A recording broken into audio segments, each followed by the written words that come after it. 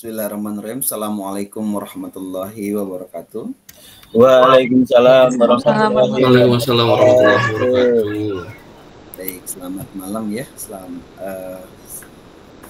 Kita mulai kembali ya di mata kuliah pengantar ekonomi makro ya, yang kedua ya. Tadi sudah kita break ya. Kita break sebentar, tadi sekitar 15 menitan kita break ya. Nah, kita lanjut kembali di mata kuliah yang berbeda ya, dalam pembahasan yang berbeda gitu ya. Nah, hari ini kita di pengantar ekonomi makro, kita akan membahas tentang ini, tentang teori pembangunan dan pertumbuhan ekonomi. Kalau saya sudah tampil ya. Baik. Dalam pembahasan ini, dalam pembahasan di mata kuliah makro ini, kita berbicara tentang pembangunan itu bagaimana dan bagaimana ekonomi itu tumbuh ya. Dengan adanya pembangunan harus terus-menerus, dia harus terus ada untuk menopang tentang perkembangan ya, perkembangan Indonesia dari negara berkembang menjadi negara maju. Dan bagaimana laju pertumbuhan ekonomi yang ada di Indonesia ini.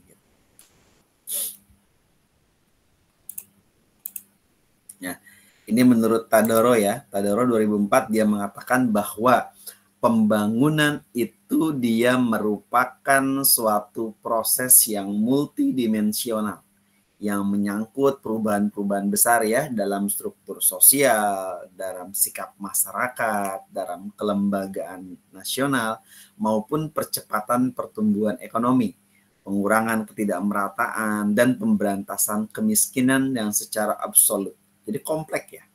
Berbicara membangun berarti berbicara adalah multidimensional. Ada hal yang namanya sikap masyarakat, kemudian bagaimana struktur sosial tentang tingkat kemampuan seseorang ya. Kemudian bagaimana ada lembaga-lembaga secara nasional. Kemudian ada lagi bagaimana percepatan pertumbuhan ekonomi. Bagaimana pengurangan adanya ketidakmerataan. Nah, ini yang menyebabkan terjadinya hal yang tidak merata. Kalau tidak merata berarti pembangunannya itu hanya berpusat di salah satu kota. Ya, makanya perlu dimeratakan. Dan pemberantasan kemiskinan yang mutlak, yang absolut di situ. Nah, mulai ini pembangunan yang ada di daerah Jakarta ya. Nah, ini harus sudah merambah ke daerah-daerah sekitar, bahkan ke seluruh pelosok tanah air Indonesia. Sehingga pemerataan baik itu pembangunan infrastruktur, pembangunan gedung-gedung tinggi maupun pendidikan ini harus merata dari Sabang sampai Merauke. Dengan kemerataan yang ada ini, maka rakyat Indonesia akan merasakan dampak yang berkembangnya Indonesia menjadi negara maju dan generasi emas tahun 2045. Soekarno tahun 2007 mengatakan bahwa Pembangunan ekonomi itu adalah merupakan suatu proses yang menyebabkan pendapatan per kapita penduduk suatu negara dia meningkat secara berkelanjutan dalam jangka panjang. Nah, ini pembangunannya. Bagaimana dengan pendapatan? Pendapatan per kapita berarti pendapatan dibagi dengan jumlah penduduk suatu negara. Maka pendapatan yang dihasilkan oleh seluruh penduduk Indonesia kemudian digabungkan menjadi satu, ini adalah pendapatan per kapita.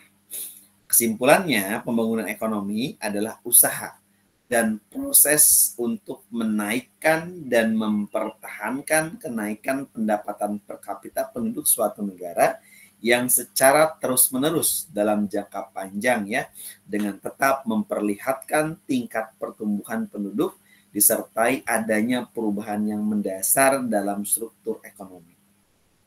Dalam proses pembangunan ekonomi, pemerintah secara sadar ya dan terencana bagaimana dia mengadakan adanya perubahan-perubahan ke arah peningkatan taraf hidup masyarakat yang ada. Nah, ini adalah tentang pembangunan ekonomi. Bagaimana tingkatnya? Apakah dia meningkat dari tahun ke tahunnya? Apakah dia terjadi ada penurunan? Ini perlu dievaluasi setiap tahunnya. Ada berapa peningkatan dan penurunan yang ada. Tujuan pembangunan ekonomi di sini yang pertama adalah untuk meningkatkan ketersediaan serta perluasan distribusi berbagai macam barang kebutuhan pokok hidup ya, yaitu seperti pangan, seperti sandang, papan ya, kesehatan, pendidikan, dan keamanan. Nah ini sangat penting sekali. Yang pertama kebutuhan pokoknya harus terpenuhi. Dengan kebutuhan pokok terpenuhi, kebutuhan antara pangan tentang makanannya bagaimana, makanan minuman tercukupi apa tidak, ya jangan sampai masih ada rakyat Indonesia yang masih kelaparan. Ya, ini perlu diperhatikan bagaimana selain membangun infrastruktur, juga harus memperhatikan rakyat Indonesia yang masih belum kaya atau dikatakan masih membutuhkan pertolongan untuk memenuhi kebutuhan pangannya mereka.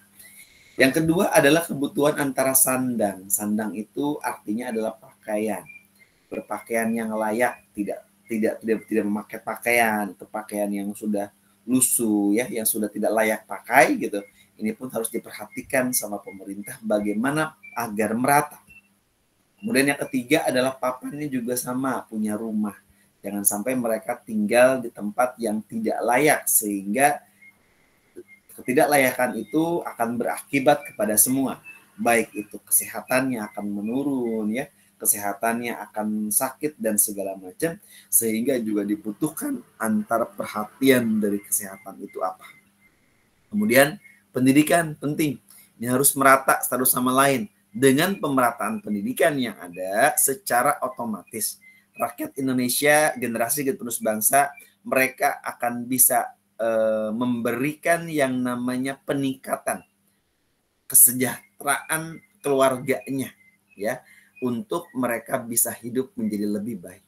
Katakanlah dalam satu keluarga ada seorang sarjana yang diciptakan, yang dihadirkan, dan mereka itulah nanti yang bisa mendongkrak keadaan keluarga yang biasanya saja dan menjadi orang yang berpendidikan, kemudian bisa menarik atau bisa mengupgrade ya, bahwa pendidikan ini akan memberikan kehidupan yang lebih layak buat generasi-generasi penerus bangsa yang memang orang tuanya di dalam perbedaan yang memang tidak terlalu beruntung.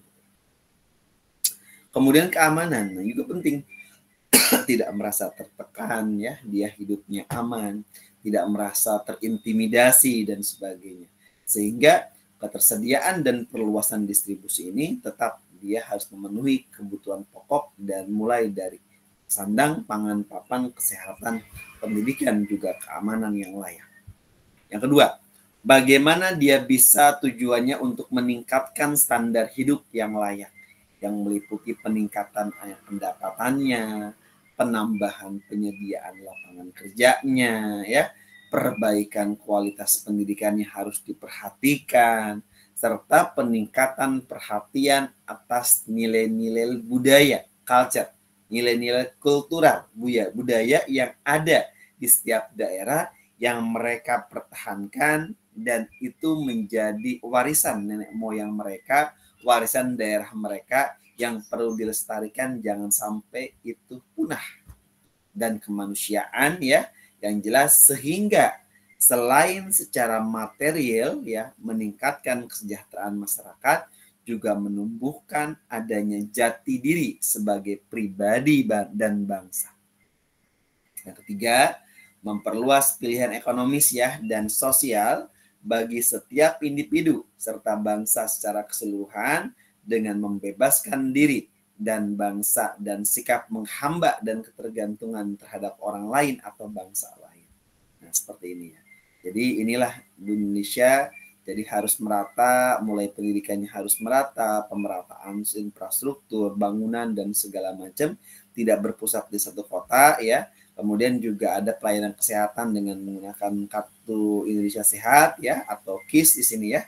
Nah, sehingga ada juga nih berbagai macam hal yang menyebabkan bahwa adanya perubahan ya tingkat dunia yang sama-sama secara menyeluruh. Indonesia tetap mempunyai ciri khas dan kepribadian bangsa Indonesia yang bisa dilihat oleh orang-orang luar negeri terhadap kepribadian bangsa itu sendiri.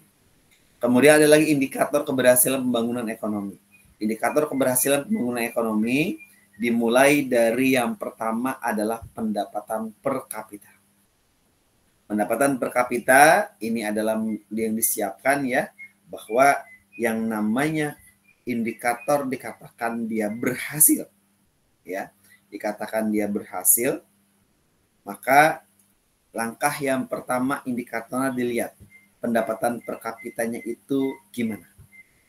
Pendapatan per kapita itu adalah ukuran ekonomi yang mengukur ya pendapatan rata-rata yang diperoleh oleh individu dalam suatu negara atau wilayah pada tahun tertentu. Yang ini dihitung dengan membagi total pendapatan nasional ya secara regional dibagi dengan jumlah penduduk yang ada.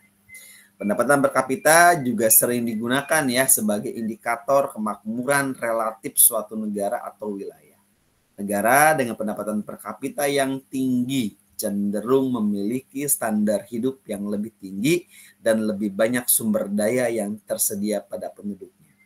Namun, penting yang perlu diingat bahwa pendapatan per kapita hanya memberikan gambaran secara umum tentang distribusi pendapatan dalam suatu populasi. Ini tidak memperhitungkan ketidaksetaraan pendapatan, di mana sebagian kecil dari populasi mungkin memiliki pendapatan yang sangat tinggi, sementara sebagian besar memiliki pendapatan yang rendah.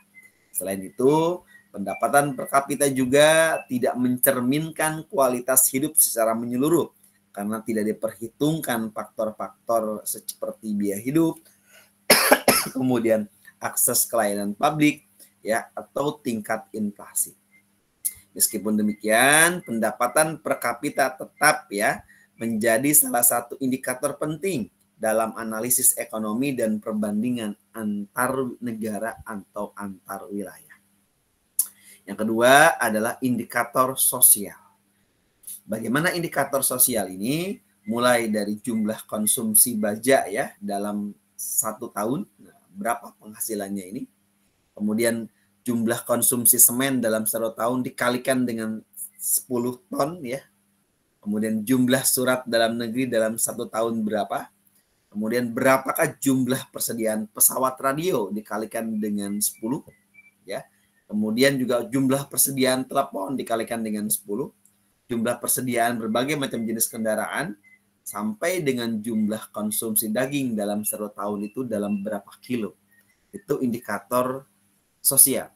Di mana jika indikator sosial ini masyarakat mempunyai semua ini, baik dari jumlah konsumsi, kebutuhan akan semen untuk infrastruktur ya, kebutuhan akan baja, besi yang memang bisa dibagikan ya dalam hal ibaratnya pembangunan atau mungkin renovasi rumah dan sebagainya. Kemudian berapa jumlah surat-surat dalam negeri, berapa jumlah pesawat radio, telepon yang ada atau handphone yang ada, kemudian berapa persediaan berbagai jenis kendaraan, baik sepeda motor maupun mobil, kemudian sampai dengan jumlah berapa banyak dia bisa mengkonsumsi daging ya, konsumsi daging, ayam, ikan dan sebagainya, sehingga dirasa keberhasilan pembangunan ekonomi itu menjadi lebih baik gitu kan. Yang ketiga ada yang namanya indeks kualitas hidup gitu ya. Apa tuh indeks kualitas hidup? Indeks kualitas hidup atau dengan nama IHK ya, ini dikatakan sebagai IHK. IHK atau indeks kualitas hidup ini adalah ukuran yang digunakan ya, ukuran yang digunakan di dalam dia mengevaluasi dan membandingkan kualitas hidup antara berbagai negara atau wilayah. IHK atau indeks kualitas hidup mencakup berbagai macam faktor termasuk pendapatan per kapita, harapan hidup, pendidikan, kesehatan, lingkungan, kesejahteraan sosial, dan faktor-faktor lain yang mempengaruhi kehidupan sehari-hari individu tersebut. Beberapa faktor yang sering diukur dalam IHK ya, dalam indeks kualitas hidup ini meliputi 1, pendapatan per kapita, seberapa banyak kemakmuran ekonomi dalam suatu negara. Yang kedua, bagaimana harapan hidup. Rata-rata usia yang diharapkan seorang hidup di suatu negara itu berapa tahun gitu. Yang ketiga, pendidikan, tingkat akses dan kualitas pendidikan dalam satu negara. Yang keempat, kesehatan, bagaimana tingkat kesehatan masyarakatnya, termasuk akses ya terhadap layanan kesehatan dan tingkat kesehatan yang diukur dengan angka kematian bayi, angka kematian ibu dan lain sebagainya. Yang kelima adalah lingkungan. Bagaimana kualitas lingkungan hidup, termasuk polusi udara, polusi air, serta upaya pelestarian lingkungan. Yang keenam adalah kesejahteraan sosial. Bagaimana faktor-faktor seperti kesetaraan gender, kesetaraan rasial, ya, keamanan, akses terhadap kebebasan berpendapat, dan lain-lain. Ini kualitas hidup sering digunakan oleh pemerintah, dalam ini organisasi internasional dan lembaga riset untuk mengukur dan memonitor kemajuan dalam mencapai kesejahteraan sosial dan ekonomi. Peringkat IKH atau indeks kualitas hidup seseorang dalam suatu negara dapat memberikan pandangan yang lebih komprehensif tentang kondisi sosial ekonomi di suatu negara daripada hanya menggunakan pendapatan per kapita saja. Kemudian yang keempat ada yang namanya indeks campuran, ya. Ada indeks campuran, ya. Ada namanya indeks Susenas, dan ada namanya indeks pembangunan manusia. Ini penting, indeks pembangunan manusia. Manusia perlu dibangun, Pak. Apanya yang perlu dibangun gitu ya. Ini mulai nih. Ini adalah dikatakan sebagai rangkaian bahwa dia adalah indikator dalam keberhasilan ekonomi tumbuh di Indonesia. Tadi yang pertama. Yang pertama ada yang namanya indeks campuran atau IC. Indeks campuran ini adalah sebuah metode yang digunakan untuk menggabungkan beberapa indikator yang berbeda, ya, yang ke dalam suatu angka tunggal yang mencerminkan kondisi sosial ekonomi suatu negara atau wilayah. Indeks ini sering digunakan ya untuk menyajikan informasi yang lebih komprehensif tentang kemajuan suatu negara atau wilayah dalam berbagai bidang, seperti kesehatan, seperti pendidikan, seperti ekonomi, dan lingkungan. Indeks campuran ini biasanya dihitung ya dengan memberikan bobot kepada setiap indikator dan kemudian menggabungkan ya menggunakan formula tertentu. Yang kedua ada yang tadi namanya indeks Susenas. Susenas ini artinya survei sosial ekonomi nasional, ya. Survei sosial ekonomi nasional. Ini adalah survei yang dilakukan oleh Badan Pusat Statistik Indonesia untuk mengumpulkan data sosial dan ekonomi, mulai dari data rumah tangga di seluruh Indonesia. Indeks Susenas bisa merujuk pada berbagai indikator yang diukur dalam survei ini, seperti tingkat pendapatannya, pengeluarannya berapa, indeks kemiskinannya, ketenaga kerjaannya, dan lain sebagainya. Data dari indeks Susenas ini digunakan untuk memahami berbagai macam kondisi sosial dan ekonomi masyarakat Indonesia serta untuk merancang policy pemerintah, kebijakan pemerintah bagaimana. Terus yang ketiga ada yang namanya indeks pembangunan manusia atau IPM.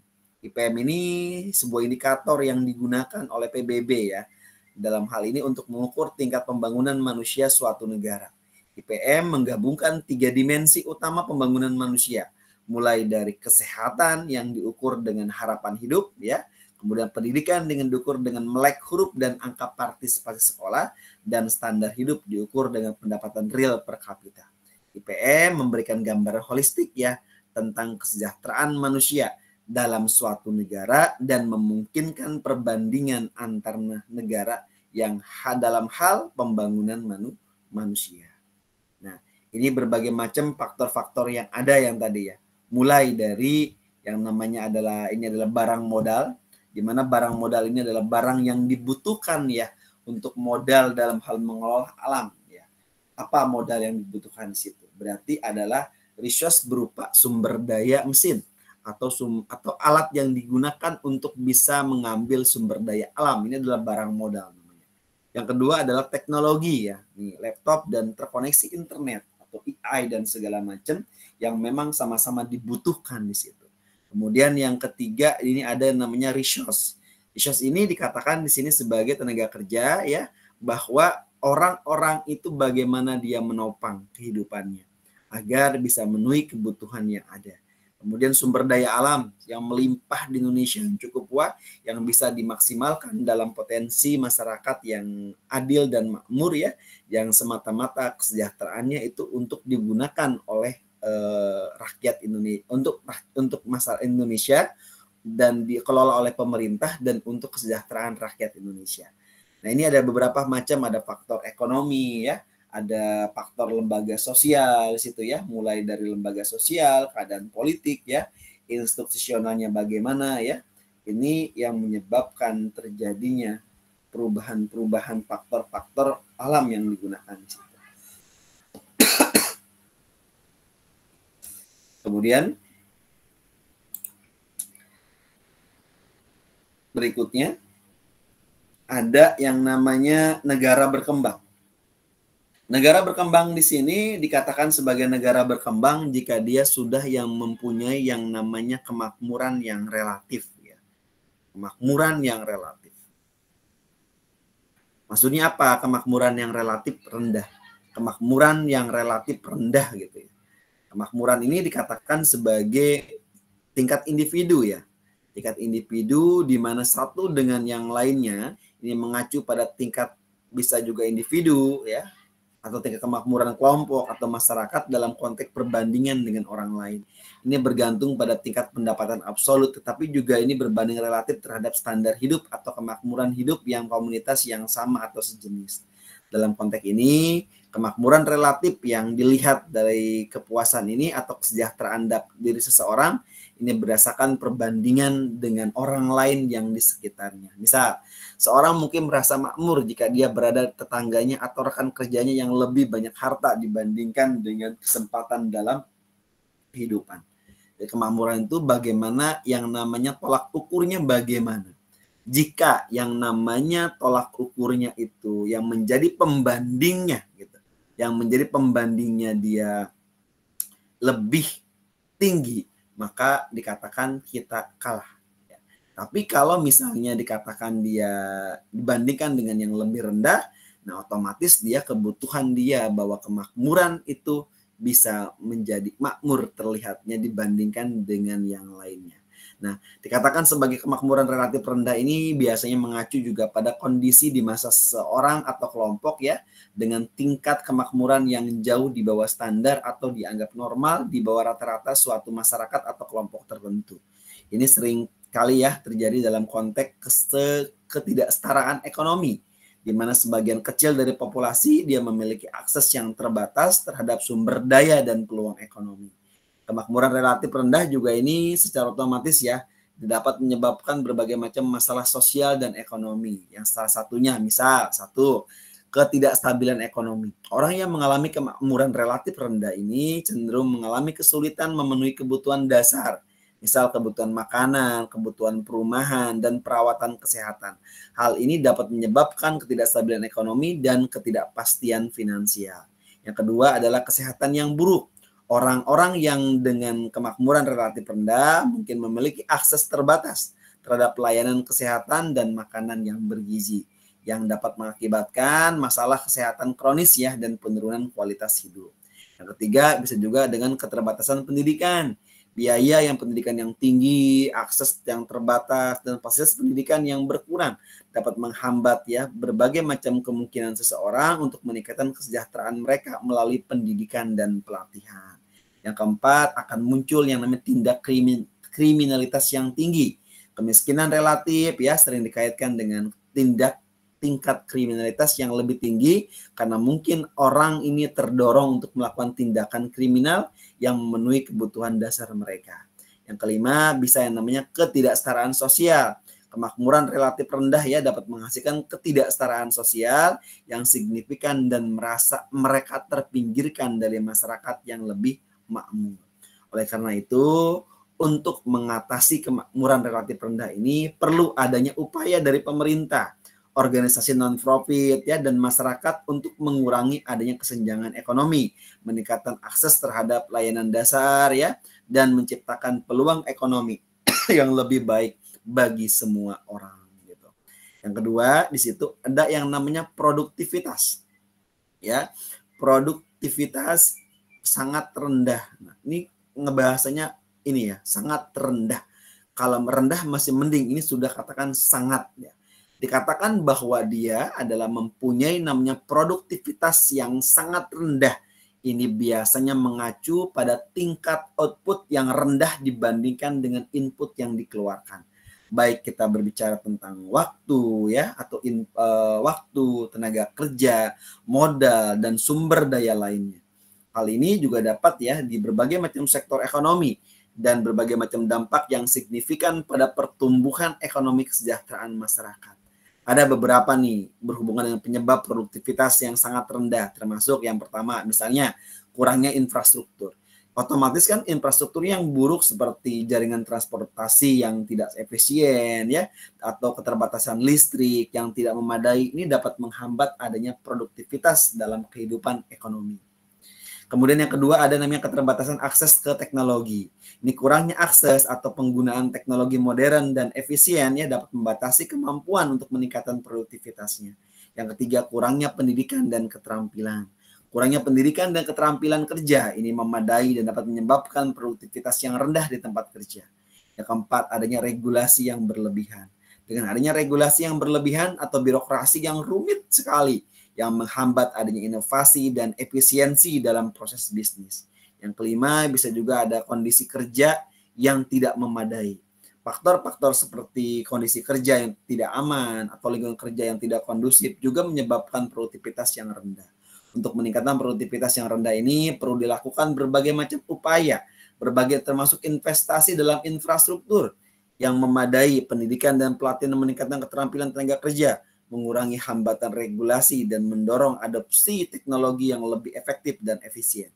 Ini semua dapat membantu ya, menciptakan lingkungan yang lebih kondusif untuk pertumbuhan ekonomi dan kesejahteraan masyarakat yang secara menyeluruh gitu. Kemudian selanjutnya negara berkembang itu juga harus punya yang namanya pertumbuhan penduduk tinggi. Kalau penduduk tinggi ini dikatakan sebagai negara yang berkembang. Jumlah penduduknya sangat banyak sekali. Dengan jumlah penduduk yang sangat banyak sekali, secara otomatis bahwa masyarakat satu dengan yang lainnya harus sama-sama berjuang bagaimana dia bisa memenuhi kebutuhan hidupnya dengan penduduk yang cukup tinggi, pengangguran yang terus-menerus akan merajalela jika tidak dibarengi dengan pertumbuhan usaha atau pertumbuhan UMKM yang bisa merekrut tenaga kerja. Pertumbuhan yang penduduk yang tinggi ini adalah kondisi di mana jumlah penduduk suatu negara atau wilayah mengalami peningkatan yang sangat cepat dalam jangka waktu tertentu. Hal ini dikarenakan karena laju kelahiran yang tinggi, penurunan tingkat kematian, atau kombinasi keduanya. Beberapa dampak dari pertumbuhan penduduk yang tinggi ini bisa yang pertama adalah tekanan pada sumber daya. Pertumbuhan penduduk yang tinggi dapat menyebabkan peningkatan permintaan akan sumber daya seperti air, makanan, ya, perumahan dan energi. Hal ini dapat menyebabkan tekanan pada lingkungan dan penurunan kualitas hidup bagi penduduk. Yang kedua adalah tingkat pengangguran yang tinggi. Pertumbuhan penduduk yang cepat ya dalam meningkatkan tingkat pengangguran yang tinggi karena pertumbuhan ekonomi mungkin tidak dapat menyerap tenaga kerja yang tersedia dengan cepat. Yang ketiga, ketidaksetaraan ekonomi. Pertumbuhan penduduk yang tinggi dapat memperburuk ketidaksetaraan ekonomi jika pertumbuhan ekonomi tidak seimbang atau tidak merata. Yang keempat adalah peningkatan beban kesehatan dan pendidikan. Pertumbuhan penduduk yang cepat ya dapat menimbulkan tantangan yang menyediakan layanan kesehatan dan pendidikan yang memadai bagi semua orang. Yang kelima adalah urbanisasi yang cepat. Pertumbuhan penduduk yang tinggi seringkali disertai dengan urbanisasi yang cepat yang dapat menimbulkan tekanan tambahan pada infrastruktur kota seperti transportasi, perumahan, dan fasilitas publik lainnya. Ada beberapa hal untuk mengatasinya dampak ini, maka penduduk yang tinggi ini perlu diambil beberapa langkah. Yang pertama, bisa meningkatkan akses terhadap layanan kesehatan dan pendidikan untuk mengendalikan laju kelahiran, mendorong pertumbuhan ekonomi yang inklusif ya dan berkelanjutan untuk menciptakan lapangan kerja yang lebih banyak. Kemudian juga bisa meningkatkan investasi dalam infrastruktur dan mengakomodasi pertumbuhan penduduk. Kemudian bisa juga mengadopsi kebijakan yang mempromosikan pengendalian penduduk yang berkelanjutan. Kemudian negara berkembang juga ditandai dengan adanya namanya dualistik di situ. Dualistik ini berarti istilah ini mengacu pada yang namanya adalah dua sisi ya. Karena dualistik berarti adalah dua dimensi, dua sisi yang berlawanan atau berbeda dalam satu konteks. Istilah ini berbagai konteks ya, termasuk di dalamnya dalam konteks filsafat misalnya dikatakan bahwa dualisme ini adalah doktrin yang mengakui adanya dua aspek ya atau substansi yang berbeda pada alam semesta seperti dualisme pikiran dan materi. Yang kedua adalah sosiologi. Dalam sosiologi, dualisme ini juga dapat merujuk ya pada pemisahan atau perpecahan dalam masyarakat seperti dualisme kelas sosial atau dualisme etnis. Yang ketiga, kalau dalam ekonomi, dualisme ini dapat merujuk pada ketidakseimbangan antara sektor-sektor ekonomi yang maju dan mundur ya dalam suatu negara atau wilayah. Yang keempat, dalam politik, dualisme ini merujuk pada polarisasi atau pertentangan ya antara dua kelompok atau ideologi yang berlawanan. Yang kelima, dalam agama, dualisme ini dapat merujuk pada konsep adanya kebaikan dan kejahatan yang berlawanan dan kekuatan-kekuatan yang bertentangan dalam alam semesta. Dalam konteks apapun ya, dualisme ini tetap mengacu pada dua sisi atau dua dimensi yang berbeda, yang berlawanan satu dengan yang lainnya secara bersamaan atau saling berkaitan satu dengan lainnya. Jadi pertumbuhan ekonomi di sini bahwa perkembangan kegiatan dalam perekonomian yang menyebabkan barang dan jasa yang diproduksikan dalam masyarakat ini terus bertambah. Ini ada contoh misalnya PDB suatu negara tahun 2013 sebesar 73.697,6 miliar. Sedangkan dalam tahun 2014 naik sebesar 78.144,4 miliar. Maka laju pertumbuhan ekonomi tahun 2014 ini dapat dihitung, maka laju pertumbuhannya adalah 78.144,4 M dikurangi dengan 73.697,6 M dibagi 73.697,6 dikali 100% ketemu adalah 6%. Berarti pertumbuhannya antara setahun ini bertumbuh sebesar 6% bertumbuhnya. Kemudian lagi pengukuran pertumbuhan ekonomi, mulai dari laju pertumbuhan ekonomi dihitung hanya untuk periode dapat dihitung berdasarkan rumus ada R T-1 sampai dengan T ya, di mana PDBT dikurangi PDBT-1 dibagi dengan PDBT-1 kali 100%, di mana R adalah pertumbuhan ekonomi ya, T-1 adalah pertumbuhan ekonomi tahun sebelumnya, T adalah pertumbuhan ekonomi tahun ini. Kemudian PDBT adalah PDB tahun ini. Jika laju pertumbuhan ekonomi yang dihitung dalam periode lebih panjang ya, berarti lebih dari 1 tahun, ini kita harus menghitung tingkat pertumbuhan per tahunnya terlebih dahulu, lalu kemudian dirata-ratakan dengan menggunakan rumus confounding factor. TN sama dengan TO dalam kurung 1 plus R pangkat N-1. Di mana R adalah laju pertumbuhan ekonomi rata-rata setiap tahunnya, N adalah jumlah tahun dihitung mulai dari sampai dengan berapa, TN adalah tahun terakhir periode, TO adalah tahun awal periode, 1 plus R pangkat N-1 adalah mencerminkan adanya compounding faktornya itu apa. Ada peningkatan lajunya meningkat dengan sendirinya. Misal PDB pada tahun 2010 sebesar 9.566,5 miliar. Dan PDB pada tahun 2016 sebesar 6.753,4 miliar. Ini dalam jangka waktu 6 tahun.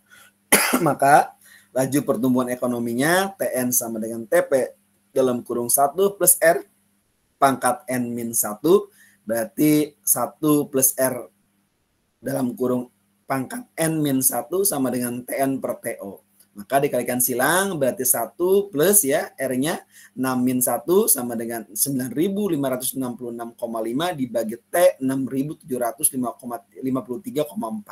Berarti 1 plus R pangkat 5 ya 6-1 berarti 1,416545. Kemudian dicarikan tabel komputingnya didapatkan sebesar 7,2%. Itu peningkatannya. Kemudian ada lagi secara teori. Secara teori klasik bahwa pertumbuhan ekonomi dipengaruhi oleh 4 faktor, yaitu jumlah penduduknya, kemudian jumlah barang modalnya, kemudian luas tanah dan kekayaan alamnya, serta teknologi apa yang digunakan. Tapi menurut teori Harold Domar, dia mengatakan bahwa perkembangan itu langsung dari teori makro Keynes jangka pendek ya menjadi teori makro jangka panjang. Aspek utama yang dikembangkan dalam teori Keynes ini adalah aspek yang menyangkut peranan adanya investasi. Sedangkan menurut teori neoklasik, nah, bagaimana pertumbuhan penduduk ini kapital ya, kemudian di sini kemajuan teknologi dan output saling berinteraksi dalam proses pertumbuhan ekonomi.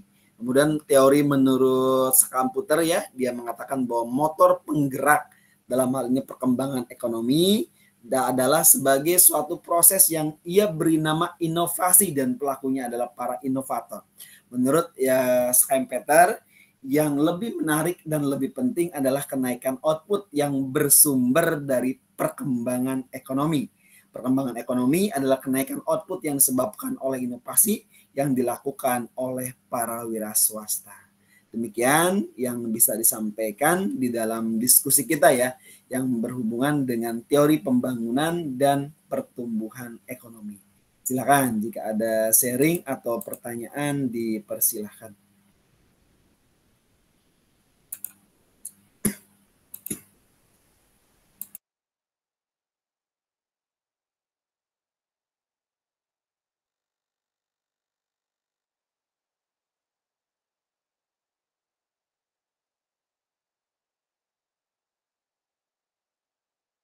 Saya absen dulu ya.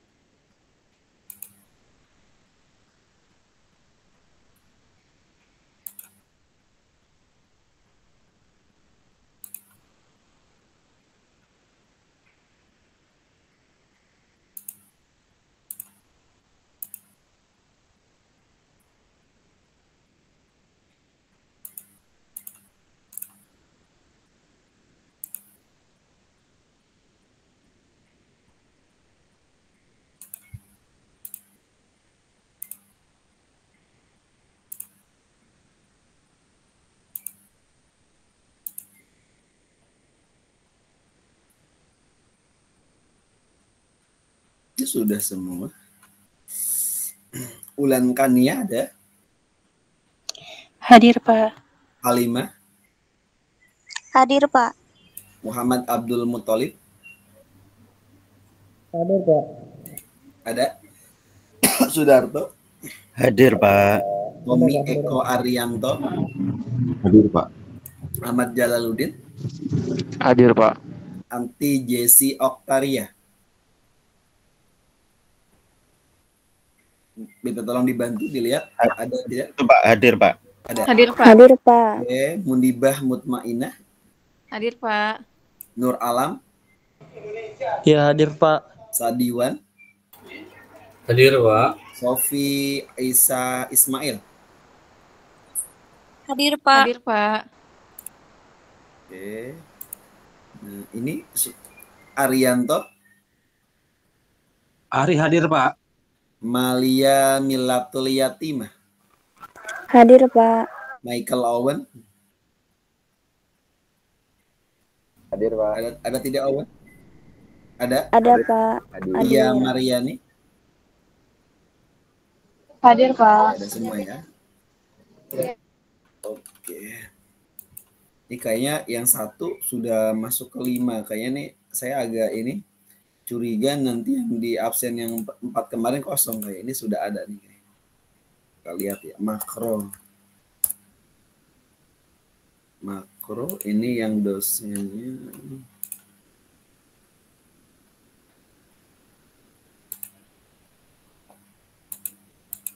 Bentar, saya cross check yang pertemuan keempat. Tuh, bener kan? Petukar nih. Tadi ini yang kemarin nih. Jadi kemarin saya absen di pertemuan kelima berarti. Oke, berarti sudah ya, sudah saya record juga.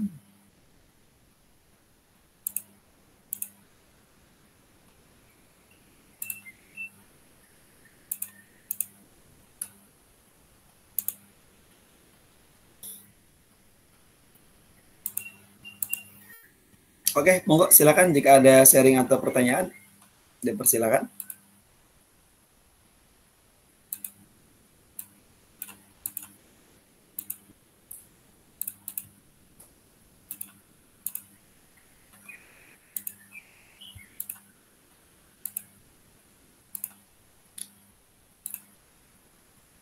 Oke, monggo. Mas Tommy silakan. Mungkin Pak. Iya, monggo silakan. Kaitan dengan parameter negara berkembang Pak. Tadi di paling bawah ada dualistis dengan background antara industri dan pertanian. Apakah ada kaitannya Pak? Karena melihat kondisi era sekarang dan di era 90-an ke belakang. Bahwa di era 90-an ke belakang itu pemerintah saat itu menetapkan swasembada pangan, Pak. Sehingga sampai kita bisa ekspor bahan pangan. Nah, di era 90-an ke sini itu sepertinya kita sudah masuk ke negara industri ya, walaupun aspek-aspek swasembada masih ada. Apakah itu bisa menjadi parameter ya, Pak? Karena di era 90-an itu dolar masih terkendali. Nah, saat ini dolar sudah agak meroket nih di angka 16 ribuan. Apakah itu bisa menjadi parameter atau memang ada faktor eksternal yang bisa mempengaruhi kondisi satu perekonomian negara, Pak? Demikian, Pak. Makasih. Baik, betul ya. Jadi memang perkembangan dari zaman dulu ya, Indonesia dulu terkenal sebagai negara agraris, di mana negara agraris ini adalah negara yang memang kita adalah negara yang sangat subur. Ibaratnya si padi ini kemudian dilempar ke tanah aja tumbuh gitu.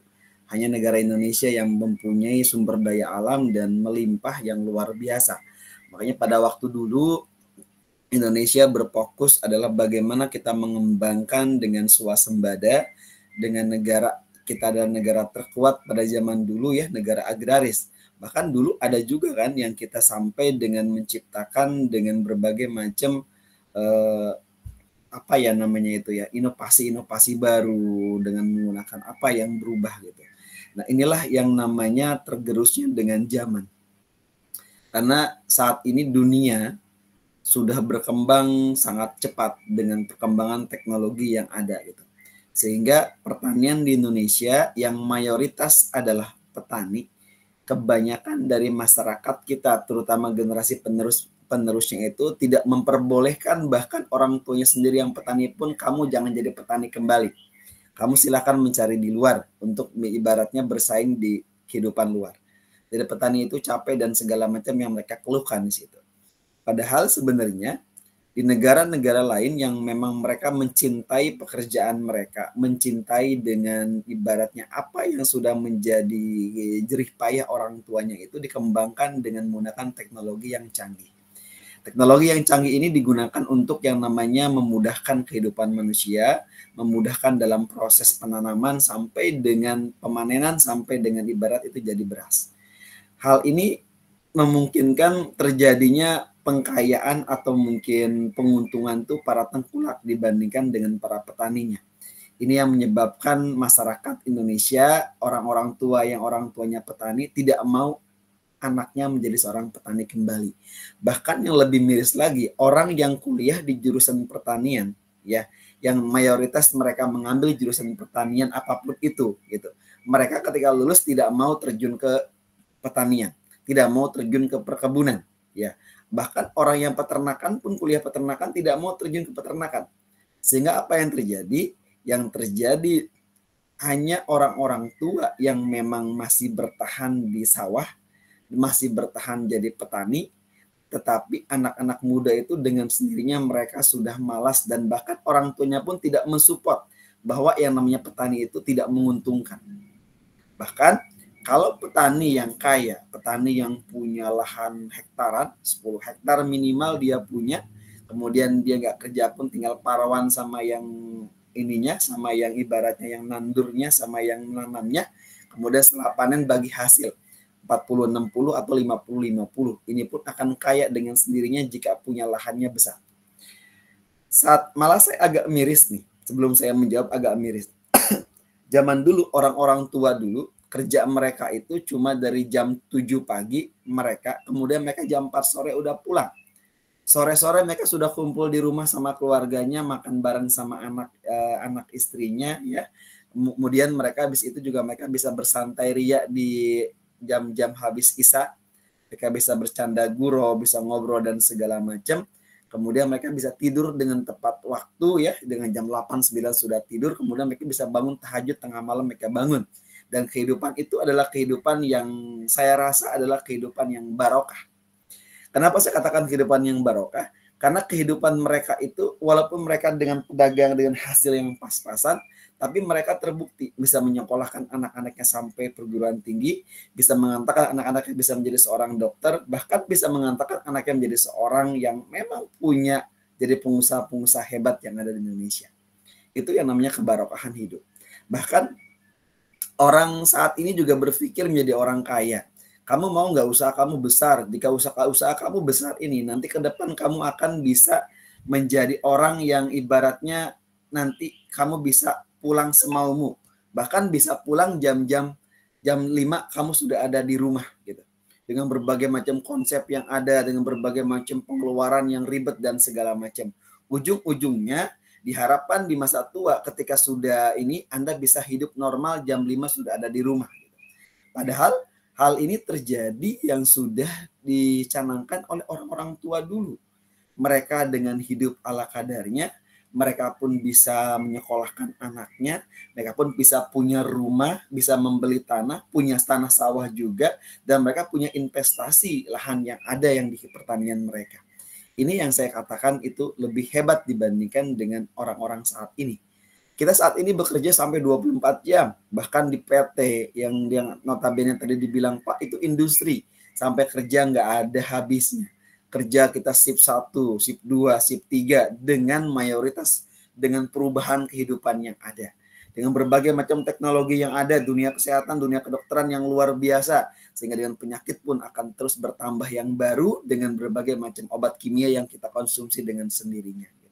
Ini yang saya bilang agak miris dengan kehidupan kita.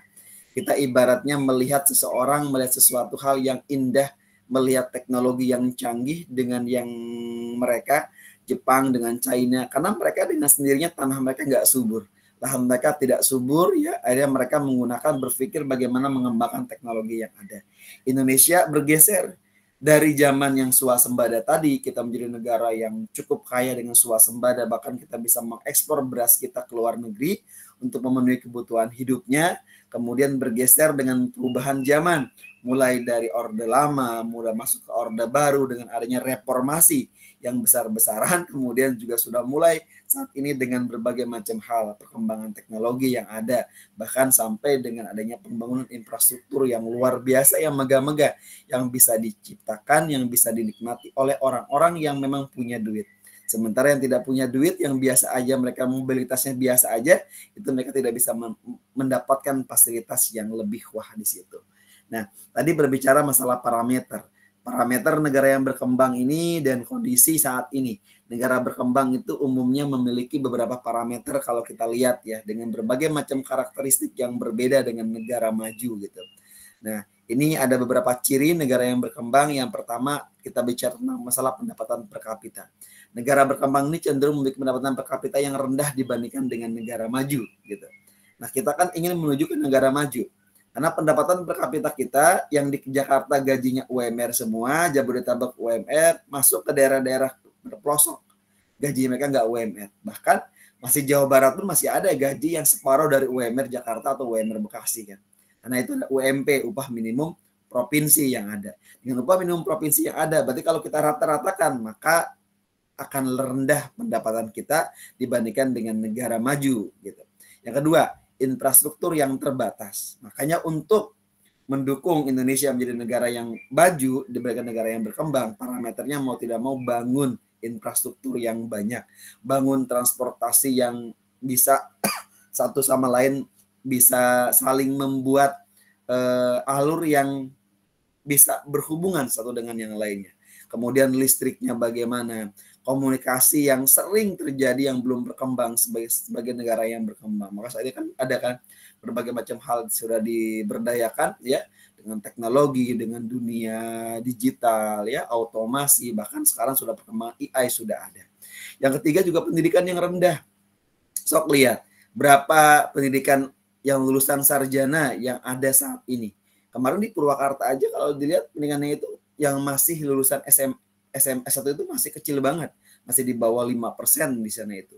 Berarti otomatis kalau kita rata-ratakan seluruh rakyat Indonesia, berapa lulusan sarjana? Berapa lulusan S2, berapa lulusan S3? Sangat minim sekali.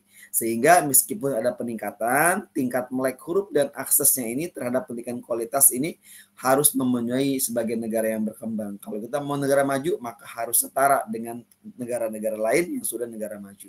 Kemudian ketergantungan pada sektor pertanian. Banyak negara bergantung ya mengandalkan sektor pertanian sebagai penyumbang utama dalam perekonomian mereka.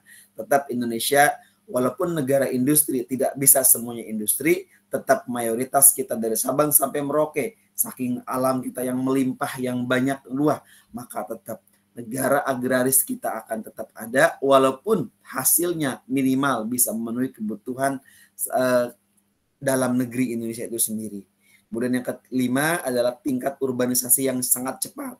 Bagaimana urbanisasi yang cepat ini dengan negara yang mengimbangi seringkali tidak diimbangi dengan adanya pertumbuhan ekonomi yang seimbang, yang menyebabkan adanya masalah infrastruktur dan kesejahteraan sosial. Yang keenam ada ketimpangan ekonomi yang besar. Adakah ketimpangannya nih antara kelompok masyarakat yang kaya dan yang kurang kaya atau yang miskin di sini? Kemudian ketergantungan pada komoditas. Ini adalah mengandalkan ekspor. Orang-orang kaya cenderung membeli barang dari luar negeri, lebih senang membeli barang-barang Eropa ya. Ada orang dari luar negeri yang mereka menganggap bahwa itu lebih baik.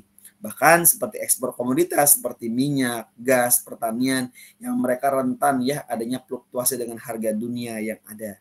Kondisi saat ini di negara yang berkembang ini mulai beralih ke sektor industri yang disebabkan oleh beberapa faktor, termasuk dorongan dari pemerintah untuk diversifikasi ekonomi ya. Perkembangan teknologi yang cukup memadai dengan adanya otomasi dan efisiensi dalam produksi, serta permintaan global untuk terhadap barang-barang manufaktur. Hal ini juga dapat menjadi bagian yang dapat mengurangi ketergantungan dalam sektor pertanian dan meningkatkan kesejahteraan ekonomi secara keseluruhan. Namun perubahan ini seringkali ya kita rasakan dia perlu investasi yang besar. Makanya saat ini kan banyak infrastruktur yang dibangun dengan menggunakan dana swasta, dengan dana luar negeri yang memang mereka boleh berinvestasi, asing pun boleh berinvestasi, sehingga infrastruktur ini cepat terbangunnya, cepat untuk menghubungkannya agar Indonesia segera menjadi negara maju dengan infrastruktur yang cukup memadai. Kemudian pelatihan tenaga kerja, kebijakan yang mendukung, serta penyesuaian sosial yang signifikan. Hingga negara yang berkembang yang sebelumnya mencapai swasembada pertanian, ini mungkin menghadapi tantangan berat nih dalam mengelola perubahan ini. Sehingga masalah kehilangan lapangan kerja di sektor pertanian dan migrasi yang ibaratnya urbal yang cepat ya. Jadi orang sudah mulai tidak mau lagi bertani, jadi orang tidak mau lagi beternak, semua berlomba-lomba ingin menguasai teknologi, padahal Indonesia teknologi tidak akan secepat Jepang, tidak akan secepat Cina. Kita akan selalu ketinggalan dengan mereka karena mereka terus berkembang dengan cepat dengan penelitian yang ada. Kita hanya bisa menjadi negara yang teknologi yang bisa menyesuaikan dengan mereka. Karena perkembangan itu akan terus cepatnya terjadi di Jepang dan di China ya. Karena kalau Indonesia itu masih kurang. Kita masih berbagai macam ketergantungan dengan negara-negara yang sudah notabene-nya mereka menjalani. Bahkan Jepang saat ini sudah revolusi 5.0. Mereka sudah tidak lagi dengan 4.0 dengan perkembangan yang cukup dahsyat dan signifikan di sana. Seperti itu. Jadi intinya adalah perkembangan ini terjadi karena memang tujuan negara kita dibawanya untuk menjadi negara maju, bukan lagi negara berkembang. Maka salah satu parameter indikator yang harus dipenuhi adalah dengan cara black teknologi. Dengan cara itulah maka Indonesia dengan sendirinya bisa menjadi negara yang setara dengan negara-negara di dunia. Seperti itu. Terima kasih, Pak. Monggo. Silakan ada lagi. Suara saya kayak habis ini nih.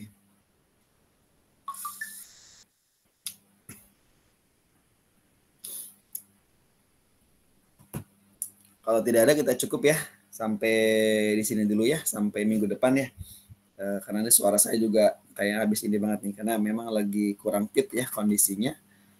Jadi suara saya juga agak lebih kecil nih dibandingkan dengan yang biasanya ya suaranya. Cukup? Cukup Pak, seperti Cukup. Terima kasih untuk hari ini. Ya kita tutup ya perkuliahan malam hari ini. Terima kasih. Assalamualaikum warahmatullahi wabarakatuh.